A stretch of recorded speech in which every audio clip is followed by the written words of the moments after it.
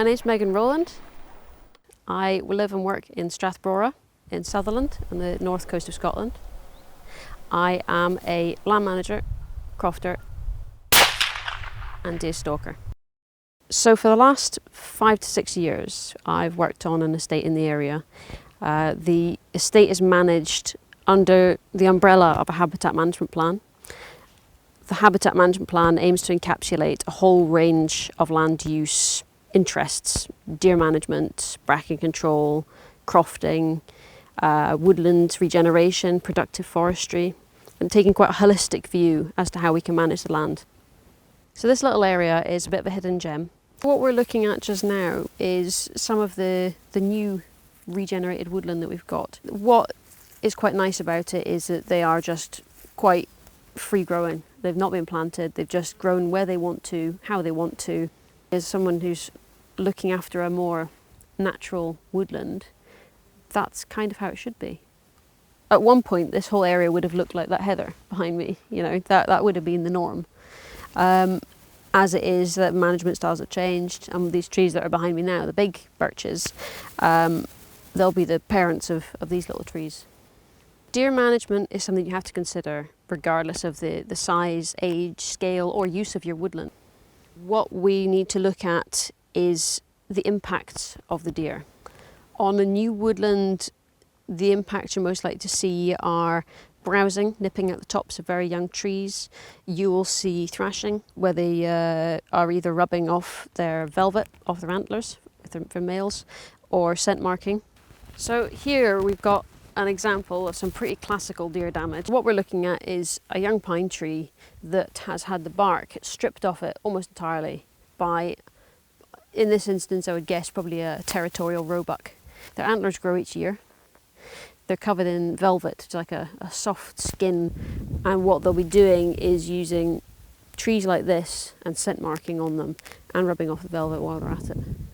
The first instinct when you see damage like this is to be disappointed, but at the end of the day it's not the end of the world. Damage to trees, whether it's scraping or browsing, is natural. Woods have never grown in a vacuum. There's always going to be herbivores present and doing something. As long as it's not the prevalent feature on every tree in your woodland, then you can live with it and it'll be fine. There's a preconception that stalking is about the guns and the shooting, and most of it, if it's done well, is about looking at your environment and looking for deer. 99% of stalking is looking through the binoculars. When you're getting your eye in for roe stalking, what you're looking for is a shape that doesn't match the woodland. Sometimes you can go out and you never see anything. Other times you go out and you're not 10 minutes in before you've got something on the deck. I shot my first deer, when would it be? About a decade ago. So yeah, that's it's a wee while now. It probably took me about 5 years, 6 years to get to the stage where I was competent to out on my own, take parties out on my own stalking. And there are a lot of women interested in deer stalking, and a lot of young women interested in deer stalking. It just, because we're not the norm, I think it can take a little bit longer for people to take you seriously that you are interested. But there's also a lot of people within the sector who are more than happy to help. There have been times when it's been, being a woman has made it more difficult. I won't deny that. I mean, people worry about your physical strength to carry out the job, or you know, there's just, you get the occasional client who doesn't think you're capable of, you know, stalking them in on a and having a good day out on the hill with them. It's always nice to prove them wrong. I get a lot of joy out of that. So I mean, there are one or two people who, I don't know whether they feel threatened. It's the sort of last bastion of manliness is going out hunting. I don't know. I couldn't possibly guess their motives. But they could probably join the 21st century at some point. That'd be helpful to everybody. So if we see a deer in this situation, we'd use the shooting sticks, and we can set the rifle up on them, get nice and steady and stable, and once we're steady and stable, we can take a shot.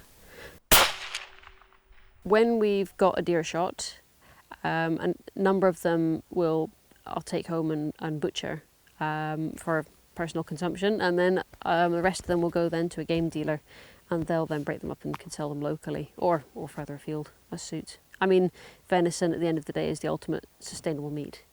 It's wild, and at the end of the day, generally, if you're eating venison, you're supporting habitat protection, whether that's woodlands or peatlands. If we continue to get the deer management right in this area, we can continue to have a sustainable harvest of deer, that we can have a flourishing native woodland and natural tree regeneration for years to come.